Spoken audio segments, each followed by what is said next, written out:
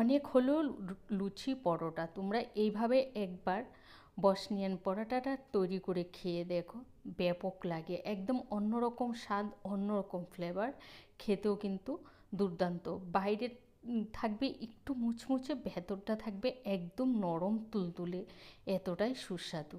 তো এখানে আমি নিয়েছি উষ্ণ গরম জল, তার মধ্যে দিয়ে দেবো আমি চিনি, পরিমাণটা কিন্তু আমি লিখেই দিয়েছি, 2 চা চামচ দিয়েছি চিনি, আর 2 চা চামচ দিয়েছি ড্রাই ইস্ট। এবার এগুলোকে ভালো করে মিশিয়ে 5 মিনিটের জন্য একটু রেখে দেব।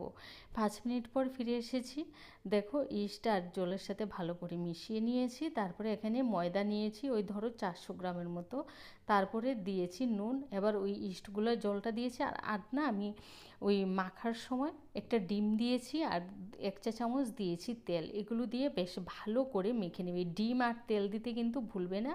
আর আমি তোমরা চাইলে এখানে দুধ দিতে পারো, নাও দিতে পারো। তো আমি আর দুধটা দিইনি, দিয়ে তোমার আমি 1 ঘন্টার মতো ঢেকে রেখেছি। ফিরে এসেছি 1 ঘন্টা পর, এটা একটু ফুলে উঠেছে দেখো তোমরা।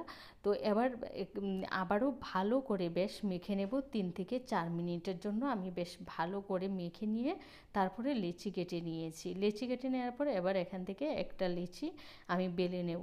এটা কিন্তু খুব একটা বড় করবে না, একটু ছোটো ছোটো করে বেলে নেবে, কারণ এগুলো যখন কড়াইতে দেওয়া হবে না, ফুলে অনেকটাই বড় হয়ে যাবে।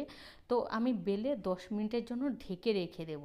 ফিরে এসেছি 10 মিনিট পর, এখানে তেল বসিয়ে তেলটা যখন গরম হয়ে গেছে, এবার ওই যে পরোটাটা ভেজে বেলে রেখেছি সেই পরোটাটা দিয়েছি, তোমরা দেখতেই পাচ্ছ কত সুন্দর ফুলে উঠেছে। এবার উল্টে পাল্টে দেব, একটু সময় নিয়ে ভাজবে, আর মিডিয়াম টু হাই হিটে ভেজে নিতে হবে। কালারটা যখন একদম ব্রাউন কালার হয়ে আসবে তখন গিয়ে নামিয়ে নেবে, একদম ব্রাউন কালার করে নামিয়ে নেবে।